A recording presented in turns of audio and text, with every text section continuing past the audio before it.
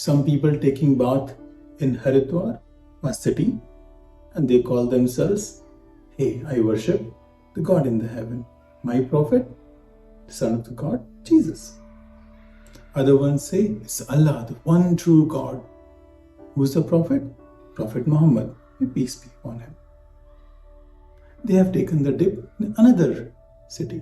So another city, somebody took the dip. So who is the God? Krishna. But underlying all this is the same river that flows. Guys, namaskar. The question that I'm answering today is, can intellect and spirituality coexist? It's a brilliant question. And I really love this question. Growing up as an engineer, always had this mindset of logical thinking, structured way of thinking, and then I've also always been a deep spiritual seeker. So this question is very important for me. So thank you for asking. Okay, let's get started.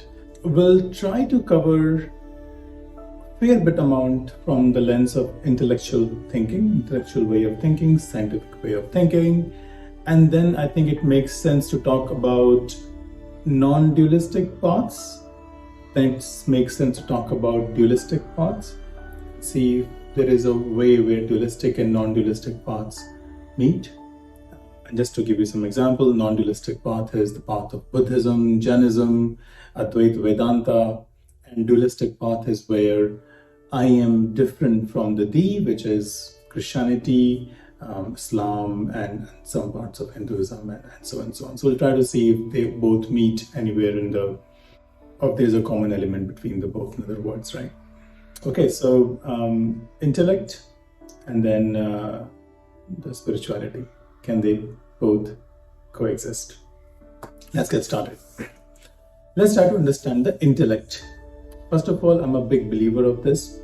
I think being human, it's very important to think structurally, think logically, able to dissect information in a proper way, and not believing anything for the sake of believing, not believing anything just blindly is one of the most important traits of being human, I think. There's a peculiar thing about scientific way of thinking, intellectual way of thinking. You want to understand everything, right? You want to understand each and every phenomena that is what you can perceive around you.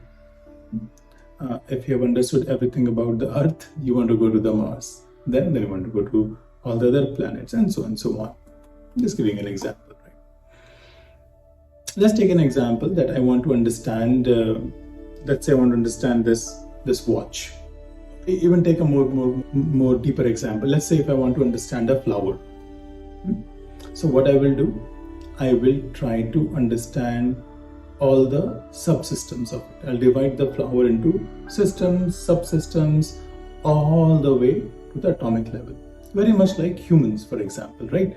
You have digestive system, respiratory system, and so on. And you keep dissecting it further and further all the way to atomic level. Okay, fair enough. So you have reached there. Then you will go few layers deep. You'll go to subatomic level. You'll try to understand the electrons, protons, and nuclei. Okay, well, fine. This is good.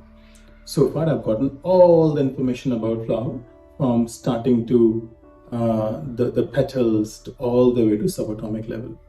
Okay, what next? Next is I want to understand what's inside the electron, what's inside the proton. Okay, then you go to the quarks level. Okay. And what next? The next come is the birth of string theory, for example. Let's get started. Okay, what next? This is where we seem to be falling into places where I don't know. Okay, which is also good. That's one thing I must say I respect about scientific mind. They will come and tell you that I don't know, but I will find out, right? So if the question is asked, hey, do you know everything about the flower now? No. I cannot still confidently say that I know absolutely everything about the flower. No, I know a lot. There's no doubt. I know awful lot about the flower now, but I don't know absolutely everything about the flower. And same thing goes for everything around us. I cannot confidently say that I know absolutely everything about this particular plant or human or an animal or chair. I don't. Yes, there is a wall that I hit. Not to say that science won't reach there someday. That's probably a topic for another day, I would say. The ability to go deeper into, even deeper than atomic particles and understanding the consciousness from that lens. There's a correlation, the charges on your brain, the correlation between, hey, this is what happens in your brain versus this is what consciousness is. Maybe that's a different topic for a day, but for this particular topic, I cannot confidently say that I know everything about any particular entity. I know awful lot. This is good.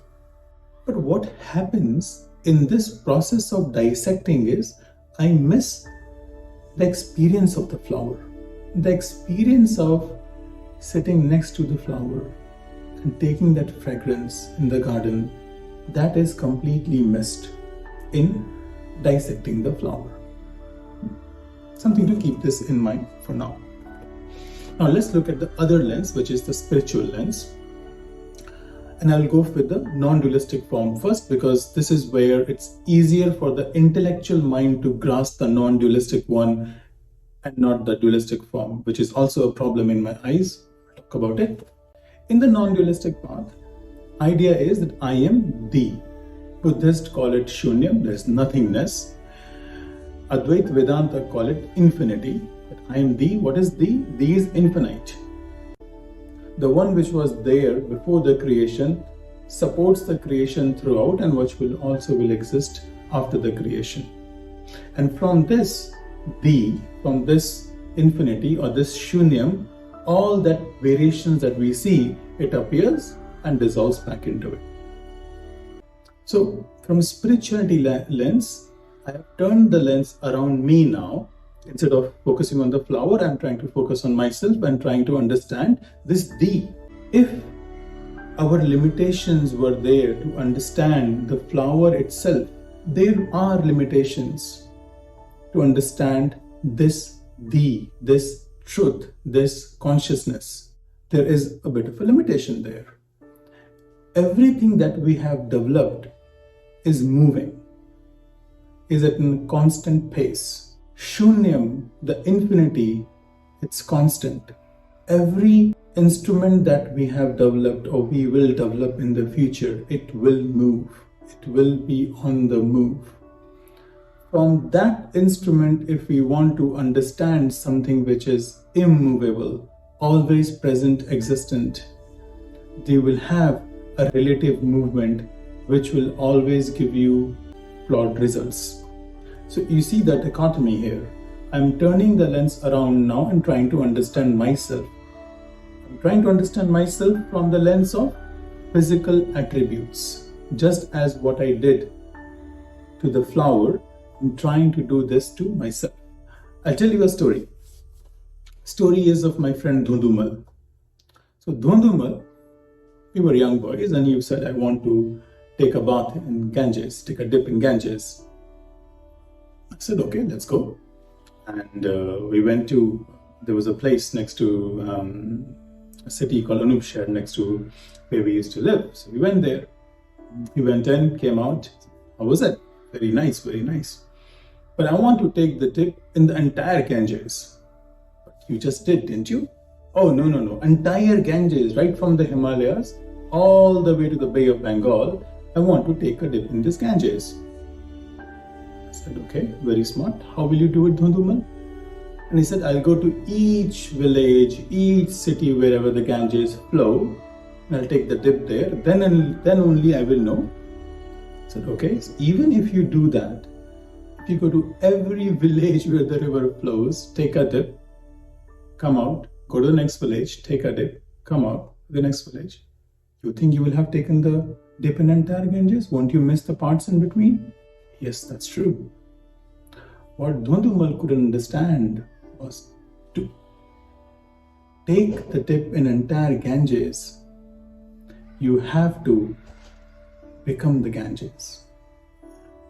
To properly understand, to really understand that consciousness, that truth that existed before, that will exist after, from which this whole manifestation came through, you have to become that. Otherwise, my friend Dhudumal will probably try a number of different things and still not have taken the dip in the Ganges. This is the non-dualistic way of looking at things. I'm making it very simple. And if you have any questions, do reach out.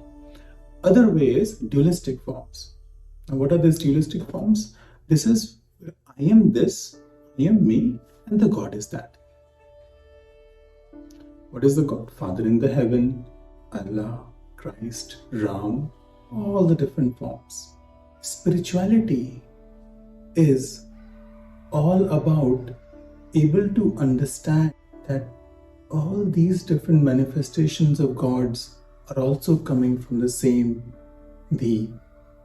If I worship my little God in my shrine in the home, or I go to church every morning, or I go to temple every Tuesday, or I read namaz 5 times a day, or I go to the mosque on Fridays, it is all going to the same thee. The same thee has taken the form of these different variants. And these different variants have sent their own messengers. It is the same universal truth. It is the same Ganges that is flowing. Some people taking bath in Haridwar, a city, and they call themselves, hey, I worship the God in the heaven.